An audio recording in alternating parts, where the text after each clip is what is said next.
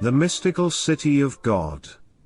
The Incarnation, Book 3, Chapter 4. The Venerable Sister Mary of Jesus of Ágreda describes how God continues his favors to Most Holy Mary on the fourth day of her preparation for the Incarnation. 38. The favors and most exalted mysteries of the Most High toward our Queen and Lady continued in preparing her for the approaching dignity of motherhood. The fourth day of this preparation had arrived, and at the same hour she was again raised to the abstractive vision of the divinity. But this vision was accompanied by new effects of exalted enlightenments in this most pure soul. The divine power and wisdom has no bounds or limits, to his operations only our will, or the limitation of our created nature, offers resistance. But in the will of Most Holy Mary the divine power found no hindrance, for all her works were executed with plenitude of holiness and entirely according to the pleasure of the Lord, drawing him on as he himself said, and wounding his heart with love. Canticles 4:9. Only in so far as Most Holy Mary was a mere creature was the power of the divine arm limited, but within these limits it could act without bound or restriction, and without measure, offering her the waters of wisdom from the purest and most crystalline fountains of the divinity. 39. The Most High manifested to her in this vision, by most special enlightenments, the new law of grace which the Redeemer of the world was to establish, the sacraments contained in it, the end for which he would leave them in his new church of the gospel, the gifts and blessings prepared for men, and his desire, that all should be saved, and that all should reap the fruit of the redemption. And so great was the wisdom, which the Most Holy Mary drew from these visions, wherein she was taught by the highest teacher and the corrector of the wise, Wisdom 7:15. If by any means, man or angel could describe it, more books would have to be written of this science of Our Lady than all those which have been composed in this world concerning all the arts and sciences, and all the inventions of men. And no wonder her science was greater than that of all other men, for into the heart and mind of our princess was emptied and exhausted the ocean of the divinity, which the sins and the evil disposition of the creatures had confined, repressed and circumscribed. It was concealed within its own source until the proper time, which was no other than the hour in which she was chosen as mother of the only begotten of the Father. 40. Joined with the sweetness of this divine science, our Queen felt the loving, yet piercing sorrow, which this very science continued to renew.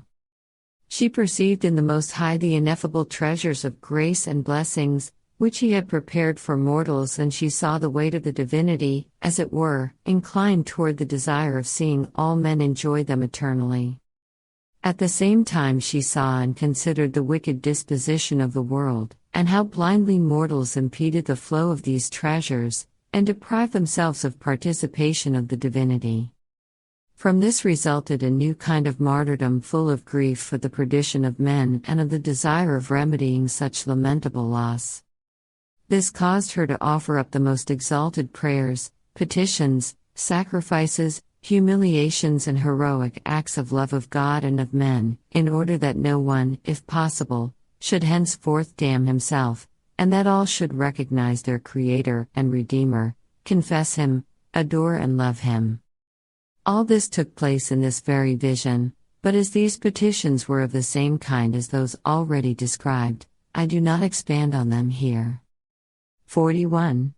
In conjunction therewith, the Lord showed her also the works of creation performed on the fourth day, Genesis 1:14-17. The heavenly Princess Mary learned how and when the luminaries of heaven were formed in the firmament for dividing day and night and for indicating the seasons, the days and the years. How for this purpose was created the great light of heaven, the sun presiding as the Lord of the day, and joined with it the moon, the lesser light, which reigns over the darkness of the night. In like manner were formed the stars of the eighth heaven, in order that they might gladden the night with their brilliance and preside with their various influences over both the day and the night.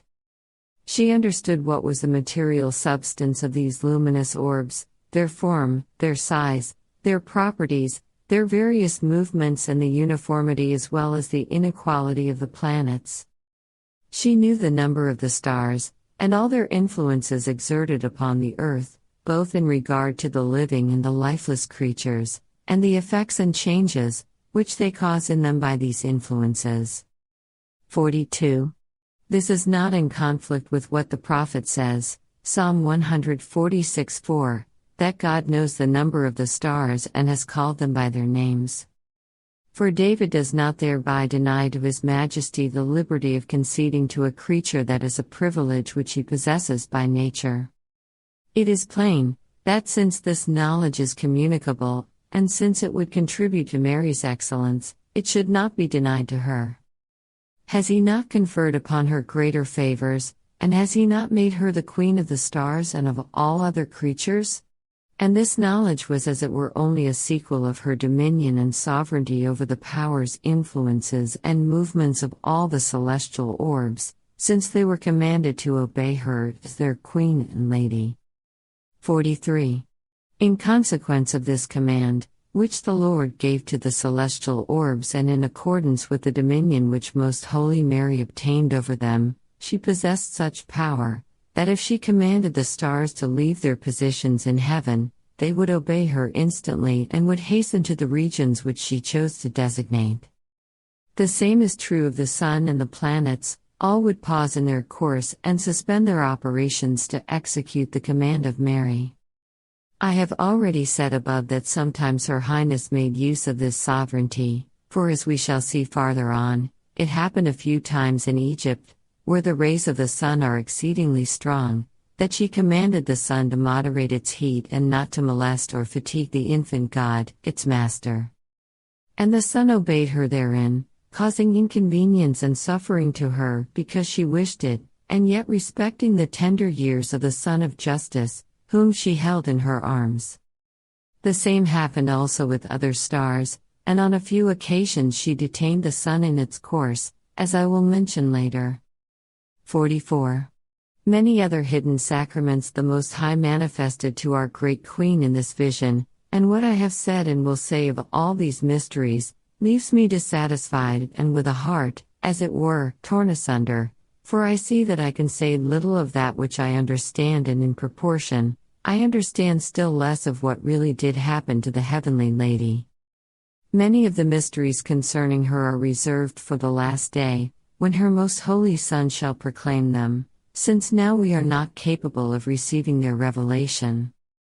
The Most Holy Mary issued from this vision still more inflamed and filled with the divinity, entirely transformed by the knowledge of God's attributes and perfections, and her advance in virtues kept pace with her progress in divine favors. She multiplied her requests, her fervent sighs, and her meritorious works, in order to hasten the incarnation of the Word and our salvation. The instruction which the Heavenly Queen gave me. 45.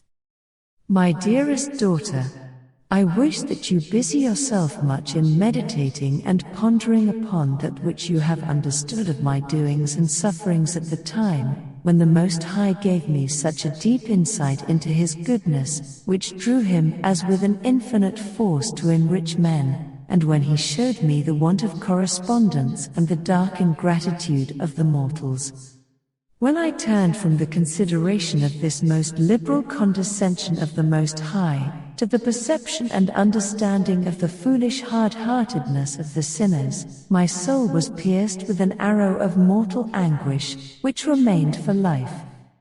And I wish to tell you of another mystery. Many times the Most High, in order to heal the affliction and consternation of my heart in this sorrow, sought to console me by saying, Accept thou, my spouse, the gifts which the blind and ignorant world in its unworthiness despises and is incapable of receiving and understanding.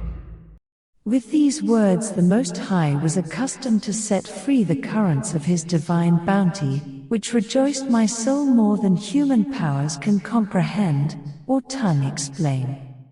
46.